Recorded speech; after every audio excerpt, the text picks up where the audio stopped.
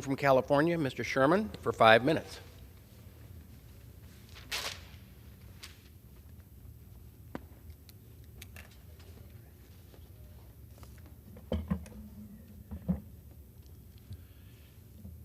Okay. Mr. Speaker, for most of my life, I've been a student of history. And as a CPA, a tax lawyer, and former head of the second largest tax agency in this country, I focused on the fact that if you look at empires, republics, and kingdoms, the ones that succeeded were those that were able to collect taxes. And when they were unable to collect taxes, they fell. I've seen patriotic anarchists come to this floor. They want America to be strong, but they want our ability to enforce our financial laws to be weak.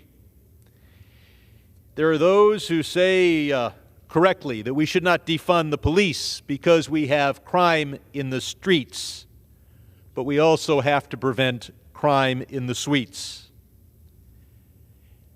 Yet, every time a billionaire successfully cheats on his taxes, a member of the Freedom Caucus earns his wings. There are two threats to our ability to collect taxes. Both of them seem to be supported by many on the Republican side. The first of these is the underfunding of the IRS. For 3 days and 3 long nights, we heard each faction of the Republican Party say how they wanted procedures that would eventually lead to reducing our national debt, and then the first thing they bring to the floor is a bill that increases our national debt by $1.6 trillion, according to 6 bipartisan secretaries of the Treasury. And frankly, I think that estimate is way too low, because I've seen tax collection from every side. As a legislator, as a tax administrator and auditor, and as an advisor to private businesses. When you conduct audits, you not only bring in money from that taxpayer, but you create an image in that social circle that tax returns need to be filled out accurately and even conservatively. That will no doubt lead to far more tax collection than the $1.6 trillion that has been estimated. Keep in mind that working people really can't evade taxes. They get W-2s, they get 1099s.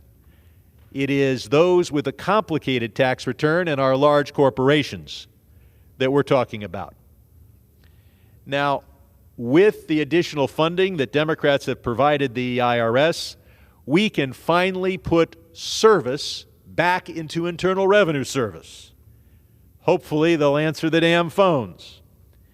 We need to see one IRS employee for every 2,000 tax returns that are filed. As you can see on this chart, that's what Ronald Reagan had back in 1988. Then now we are close to 3,500 tax returns for every IRS employee. That's untenable.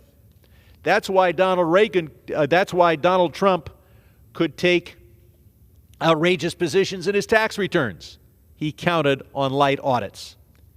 Ronald Reagan paid his taxes and staffed the IRS. Stand with Ronald Reagan and stand with adequate funding for the Internal Revenue Service.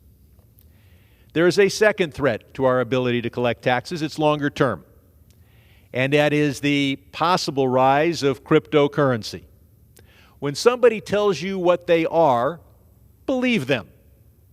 Cryptocurrency tells you what it is, or aspires to be, in its name. Cryptocurrency literally means hidden money. Now, I'm the only member of this House to get a grade of F from the only organization dedicated to crypto advancement that rates members of this House, because I've been trying to ban crypto for over 5 years. Now, no one has helped me more in that effort than Sam Bankman-Fried. But some will view Sam Bankman-Fried as just one big snake in a crypto garden of Eden. The fact is, crypto is a garden of snakes. From the outside, it looks like it's just a token, an electronic pet rock, something to bet on, not because it has any value or use, but because you might be able to sell it for even more to somebody else. But longer-term investors in crypto are investing in it because they hope it becomes a currency. So how does crypto compete with the dollar, the existing U.S. currency? It's right there in the name. Cryptocurrency means Gentleman's hidden time money. has expired. And the market for cryptocurrency are tax evaders trying to hide their assets from the IRS. I yield back. Gentleman,